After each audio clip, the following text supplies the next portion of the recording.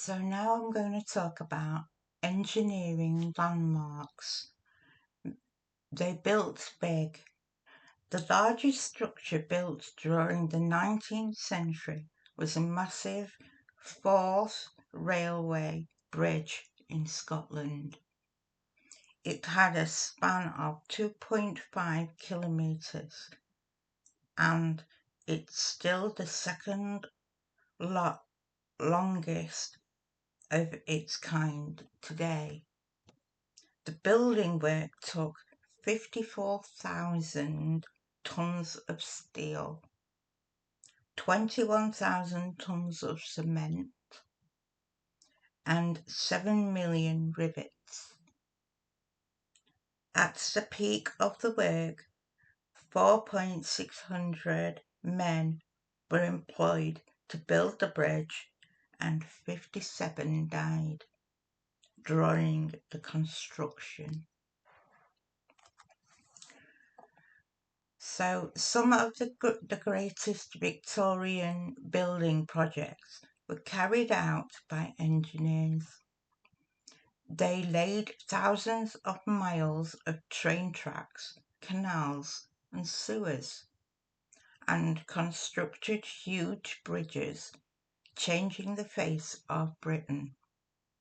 Many of these ambitious projects were made possible by the use of new building techniques and materials such as steel.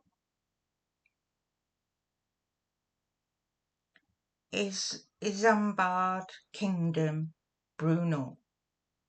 One of the leading lights of Victorian engineering was Isambard Kingdom Brunel.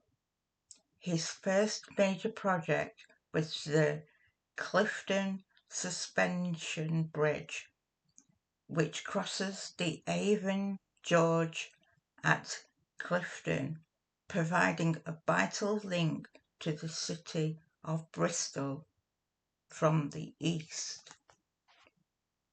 While it was being built, Brunel also designed and oversaw the construction of the Great Western Railway line between London and Bristol. This involved building viaducts, a bridge and a 1.5 kilometres tunnel through Box Hill. Brunel worked ceaselessly throughout his prolific career. His many other achievements included docks and iron steamships. Like his friend and sometimes professional rival, the train engineer Robert Stephenson, he died in 1859 from overwork. Digging deep.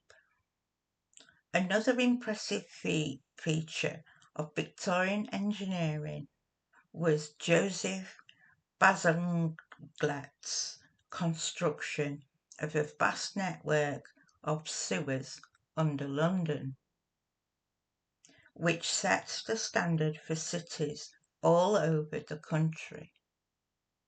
At first, sewers were usually built by a cut and cover method.